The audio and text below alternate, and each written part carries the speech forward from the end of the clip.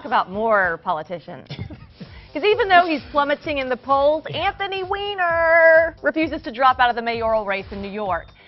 For the first time, he lost his lead in the race yesterday, and he also admitted yesterday that he did send nasty pictures and comments to 3 women after he left Congress 2 years ago. So in all, he says, he communicated and exchanged lewd messages with as many as 10 women.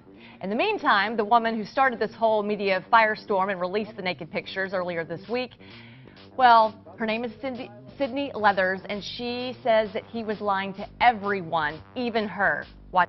I felt manipulated. Why?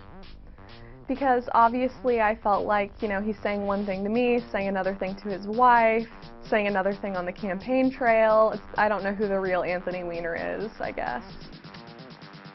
She doesn't know who the real Anthony Weiner is. I don't think any of us do. The other thing that he said that I thought was really interesting is he said as many as 10, but then he said, I can't really tell you absolutely what someone else is going to consider inappropriate or not. So that's just the 10 people he thinks he sent inappropriate things to. And then he was actually asked if he thought he had an addiction, and he says no.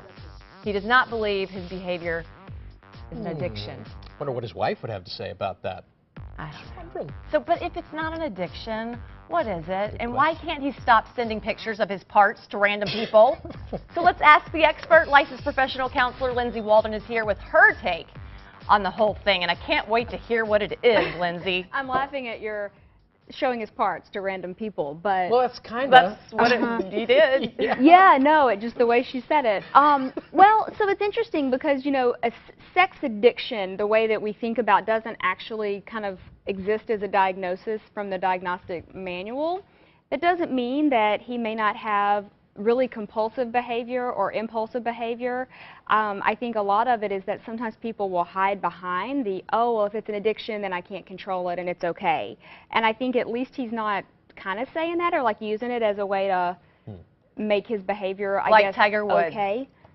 Right? Could be, yeah. You know, I don't know as much about that situation in terms of when it broke, I wasn't doing quite the same work I am now. But definitely, I think, you know, is he doing some very questionable things that are probably not helping not only his political situation, but his home life, his family, his wife, those kinds of things.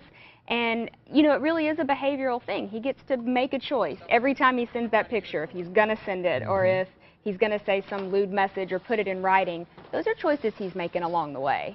What does it tell us about him as a person that he made the decision not just once, but continued to make that decision? While telling us that he was working on his marriage and not doing it anymore, and he was, after all, doing it. Yeah, you know, I think that's one of those things that, of course, there's going to be the things behind closed doors that I understand wanting to be able to say to the public, I'm not doing this anymore, this isn't happening. I don't think that it's one of those things where in a marriage we can say it's, you know, we're just going to poke at him and say, you know, he did this wrong and he did this bad and he screwed everything up. I mean, it does take a significant amount of work when any couple comes in and wants to talk about, you know, any type of infidelity or, you know, going outside of the relationship. But it's a lot of betrayal of trust, and I think that's the big thing this week is that people have started feeling very betrayed by him and by the image he's putting out there. I think you're going easy on him, because I'm thinking he's telling everybody he's working on it. Meanwhile, he's finding new girls to communicate with. And I think that right there would be the example that he's got a compulsive, you know, like sexual activity, kind of like he's impulsively doing these things, not thinking out the actions. It's a lot about like instant gratification, not a lot about the long-term effects. And so I don't know that it's that I'm going easy on him as much as I really don't want it to be that we say, oh, he has an addiction, he can't control it, but rather I want to say, like, own the behavior, call it what it is, get help if you need it.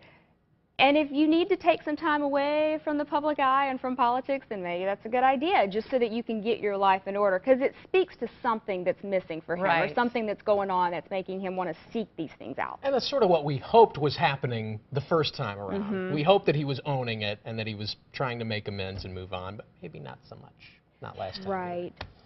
Okay, Lindsay, thank you. We put a link to Lindsay's website on our website, greatdaystlouis.com. We have clearly not heard the last of this story because the guy's still in the race. So For now. Yeah, exactly.